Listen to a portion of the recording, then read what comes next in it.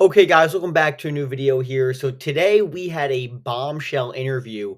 Patrick Bet David interviewing Benjamin Netanyahu.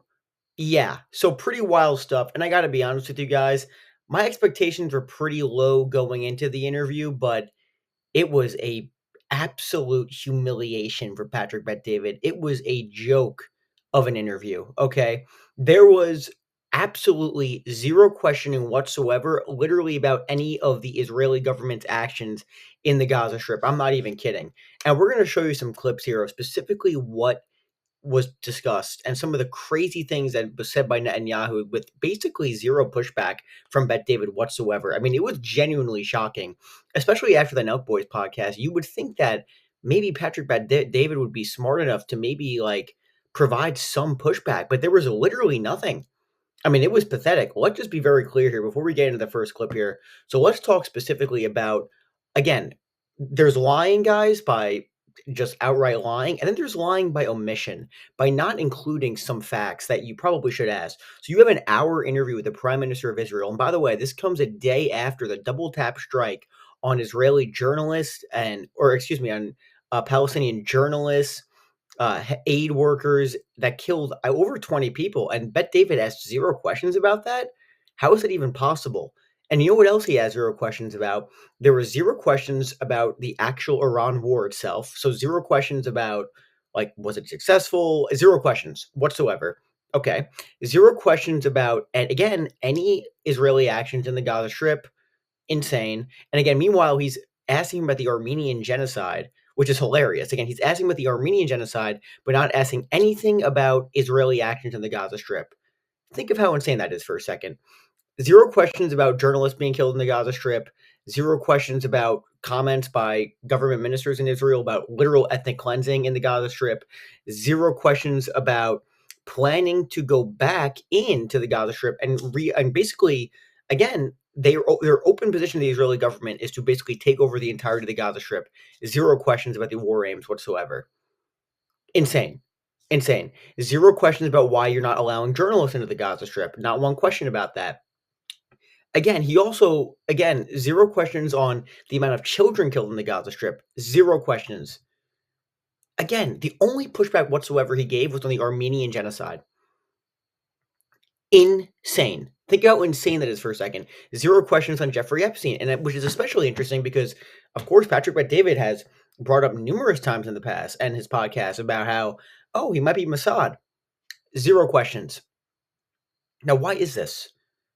Why is that? It's genuinely bizarre, guys. Okay, and it was a joke of an interview. And we're going to show you some clips here just to show you the absurdity of it. Okay, so here's the first clip here. Basically, Netanyahu going on a diatribe about how, oh no, this is actually America's war. Okay, it's America's war. Not Israel's war, it's America's war. We're doing America's dirty work. Beyond pathetic. Here's a clip and we'll talk about it after. And by the way, guys, if you're enjoying the content, make sure to like and subscribe. Hit that subscribe button. It's super good for the algorithm, and it helps the channel immensely. And if you want to become a member, hit the join button below as well. My Patreon link also below, and hit the like button. So thank you guys so much for watching. Here's a clip, and we'll talk about it in just a minute. Because Israel is different. It really is. We know that we have to fight for ourselves, and we do. But when we fight for ourselves, we fight for you too, because we fight Iran. Iran tried to murder President Trump not once but twice. Iran killed and wounded thousands of Americans with their IEDs, explosive devices, in Iraq and Afghanistan. Iran killed 241 Marines in Beirut. They bomb your embassies. They burn American flags. They have mobs chanting, "Death to America, death to America." So when we fight Iran, we're not just fighting our war, we're fighting your war. But we are fighting that war here in the Middle East. And let me tell you what would happen. And as someone who had been in the Middle East as a child, I think you can appreciate this. It's not only we who are threatened by Iran. It's our Arab neighbors too. They know that Iran wants to conquer them, pillage their oil fields, take over the Middle East, the maritime routes that control world trade. So they know that. But if you look at who's actually fighting Iran, it's Israel. It's Israel, our brave soldiers, our incredibly brave soldiers. And this tiny country, President Trump asked me, how do you guys do this? I mean, you're such a small country. We're the size of New Jersey, bigger than Rhode Island, but that's it. We're slightly smaller than New Jersey. And we take on this enormous empire with all its proxies, this anti-American empire that threatens to kill the president and chants death to America. How do you do this? And I said, well, you're like an enormous lion, almost like a prehistoric saber-toothed tiger. You're enormous. We're not, but we are. We're the badger. This little animal. Absolutely. Badger. And you see a badger being, some tiger or lioness is trying to kill it, and it sort of turns around. It has very sharp teeth, and it knows how to go to the weakness points, to the points of vulnerability of the enemy. And you see these things. I watch NGO Wild when my wife lets me because she likes to watch cooking shows. Okay, so late at night after we have this argument, we settle on some compromise. Okay, so there's a lot there. So let's just get right into it. So number one, again, he claims that a pretty shocking revelation, and he said this on the Trigonometry podcast too. Last week he was on the Trigonometry podcast because again, Netanyahu guys has been making the rounds on all of these podcasts. Again, clearly trying to portray his message. I don't think it's working too well. Again, he said Iran tried to kill Trump twice. First of all, so basically what he's saying is the assassination attempt in Butler, Pennsylvania, that was Iran? That's what he's saying. Clearly, that's what he's saying. And you would think, oh, this is a great, this is a great time for pushback from Patrick Bet-David. Oh my God, Iran was behind the assassination attempt in Butler, Pennsylvania. But no, he has no pushback whatsoever. Disgraceful. He just lets him basically get whatever he wants out there. Zero pushback at all. And again, guys, I just don't understand how you proclaim to be again, he isn't proclaimed to be a journalist per se, but he says, oh, this is a great interview, is fair, we're going to ask the tough questions, but he's asking nothing. No pushback. He lets him say this. He agrees with the point. He wants to get the Israeli perspective out because in reality, he supports everything they're doing. That's what it is, okay? And he's not even pushing back whatsoever on anything. And again, even when Netanyahu says, we're not fighting Israel's war, we're not fighting it just for us, we're fighting it for America. So you notice Netanyahu trying to drag the U.S. into it by using a lot of these talking points. And again, even when he says Iran is the anti-American empire, okay, so he's trying to basically drag the U.S. in. No questions whatsoever about a lot of his statements in the past about, oh, Iran is going to basically have nukes. For the last 25 years, he said Iran is 2 weeks away from getting a nuclear weapon. Totally ridiculous, total BS, zero questions from Bet-David on this. How is that even possible, guys? Beyond pathetic. It's just pathetic. It really is. And Bet-David does nothing. He lets him just say this. It's a joke. It's a joke. So beyond wild stuff. Here's a second clip, basically. I mean, again, this is about them talking about Joe Biden and basically the Biden administration support of Israel. And I have a lot to say about this. Here's a clip, and we'll talk about it in just a minute. I mean, pretty wild People stuff. are being put in different groups, America first and America only, and that debate's going on right now, which is a great debate. I actually like listening to both sides make their argument. Well, you said, do you think President Trump is a type of a man that you can get anything you want and make him do what he wants? I don't think President Trump is. But I do think Biden and others are. So the whole criticism of the fact that Israel, whatever they want, they can call America and have favors being done, I would agree with you on Trump, but with Biden. So maybe a question that I don't think's been asked yet. Putin was asked 2 weeks ago if the war between Ukraine and Russia would have happened under Trump. He said, no, it wouldn't have happened. So for you, would the war and the Hamas attack have happened if President Trump was president instead of Biden? I don't know. It's a good question, but you said something about Biden that I should just point out the facts. In fact, President Biden supported us in the beginning of the war after this horrific massacre, and he came here, and I very much appreciate it. But as the war progressed and the vilifications of Israel, the distortions on the media began to pile on, he began to take a different course. And when we were just 2/3 of the way, 3/4 of the way in Gaza, I said we have to go into that last position that they had where they had organized battalions. It's in a city called Rafah in the southern part of the Gaza Strip. And he said, don't go there. And he said, if you do go there, I'll smack an embargo on you. Now, you're fighting a seven-front war, and all of a sudden you're slapped with an embargo of weapons. That was tough. And I said to President Biden, who I've known for many years, I respect the fact you're the president of the United States, but I'm the prime minister of the one and only Jewish state, and we've been fighting to survive in our small place under the sun. It's been a battle that has been going on for 3,500 years. So I'll have to do what we have to do. And then a few days later, Tony Blinken, who was the Secretary of State, came to Israel, and he said, you know, the president is serious about this embargo. And I said, Tony, I know it's serious because you stopped all the weapons. You slow walked them before, but now you've stopped them. And then I said to him this. He said, well, how are you going to do it then? I said, Tony, we'll fight with our fingernails if we have to, but we're not going to leave. It's like leaving, the Allies would leave a quarter of the German battalions in place and not go into Berlin. And I said, would you take that? Would you take that, Patrick? Of course you wouldn't. So we didn't take it either. We did it against the opposition of the American president. So much for Israel controlling the United States. We don't. But we do seek to control our destiny. And when somebody commits a crime. Okay, first of all, the most insane thing about all that is, again, think how much BS the Biden administration got for their basically just giving blank checks to Israel. First of all, of course, Bet David is framing the conversation basically just total Trump propaganda. Oh, a lot of people say, I mean, Israel has a lot of influence over the United States.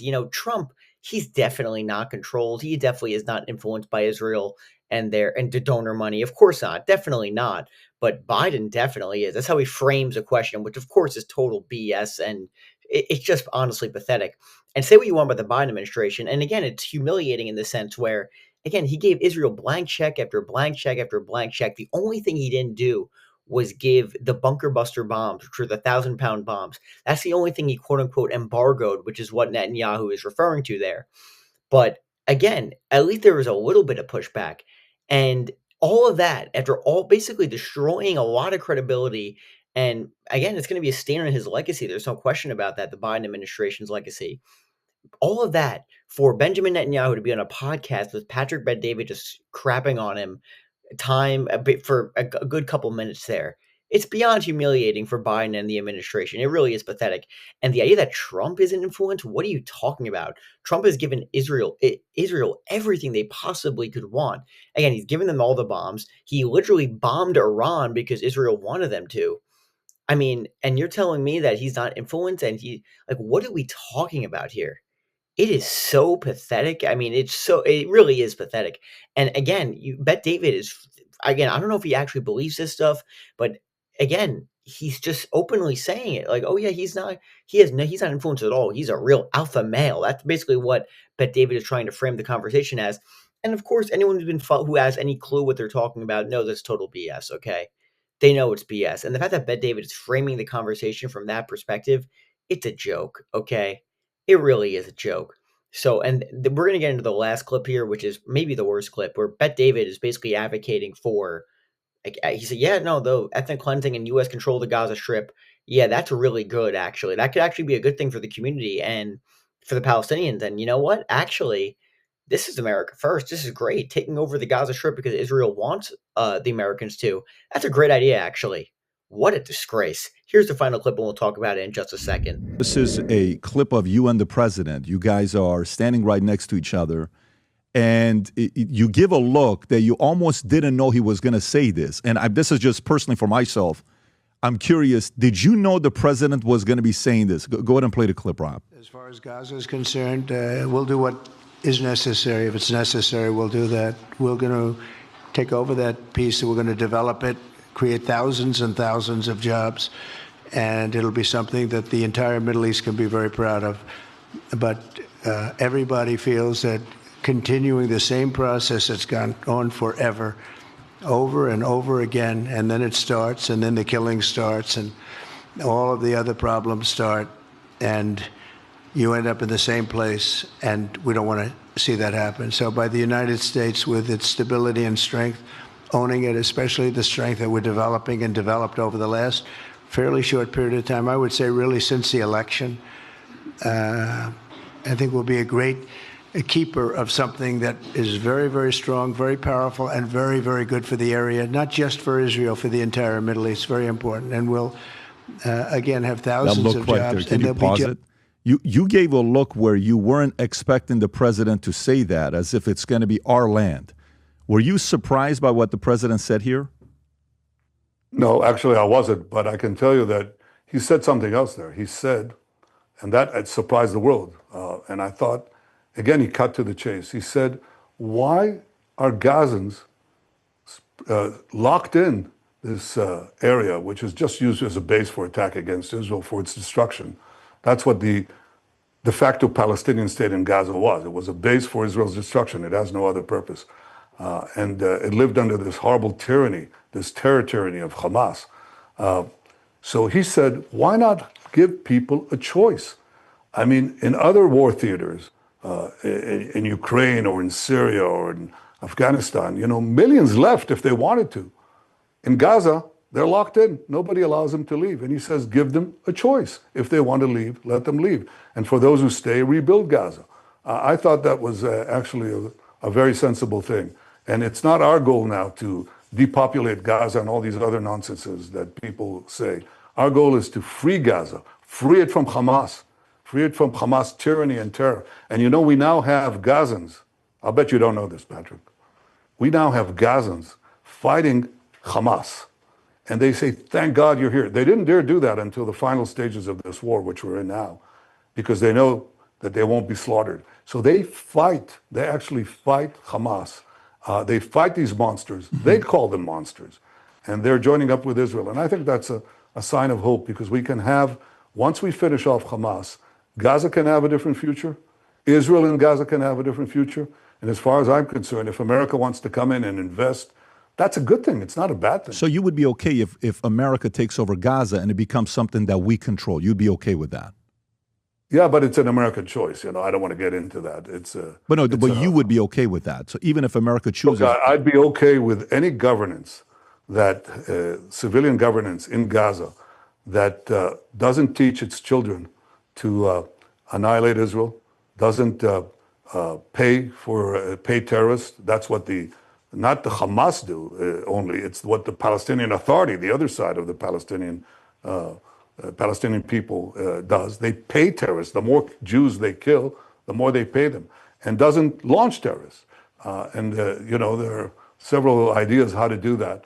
But I think that America's help here is indispensable. Yeah, that would be very interesting, because if all of a sudden that becomes U.S. territory, and U.S. now has interest in making sure there's not chaos there, that could actually be very effective for a lot of people in the community. I lived in Iran for 11 years. Okay, so again, let's just talk about for a second there. Again, Patrick Bet-David, he ended off by saying this could actually be really good for the Palestinians. Are you kidding me? First of all, it's their land, so they don't want to give it to the Americans or the Israelis to control. That's kind of the entire point. I'm not sure if you've been following this at all, but that is just the dumbest point I've ever heard in my entire life. That's number one. Number two, again, some of the questions, they're just so dumb. Again, he asked him, oh, would you be okay with it? Yeah, I'm sure Benjamin Netanyahu would be okay with basically giving the Gaza problem to the Americans to basically control it and basically pay for all the refurbishment of everything and the repayment of all the destruction and basically just repair it. Because we all know that's how it's going to end, okay, guys? We all know it might end. If this plan is instituted, it's going to end with U.S. Taxpayer money going to rebuilding the Gaza Strip after the U.S. weapons dropped on Israel on the Gaza Strip. What are we talking about? It makes no sense whatsoever. And this is 100% ethnic cleansing. I mean, this is not even a question, okay, guys? If this plan was to be instituted, if you were to give it to the Americans, and then he asked him, yeah, would you be okay with it? Yeah, of course he'd be okay with it. What are you talking about? And again, zero pushback, basically no, not even a question. Would this be ethnic cleansing? But no questions whatsoever from Patrick Bet-David there on that. Pretty pathetic stuff. I mean, I really thought it was a pathetic interview. I mean, I don't know what else to say. I mean, I'm sorry. It was just a joke of an interview, extremely disappointing. And I honestly was expecting a little better, which is crazy to say, but I really was expecting a somewhat difficult interview. But no, it was total softballs over the center of the plate that were for Benjamin Netanyahu. Absolutely wild stuff, guys. So I don't know. I mean, I thought it was a joke, but let me know what you guys think about this video in the comments, guys. Again, thank you guys so much for watching. Again, make sure to like and subscribe. It's super good for the algorithm, and it helps with the channel immensely. And if you want to become a member, hit the join button below. Let me know what you think in the comments, guys. Thank you guys so much for watching. Have a good night, and I'll see you later.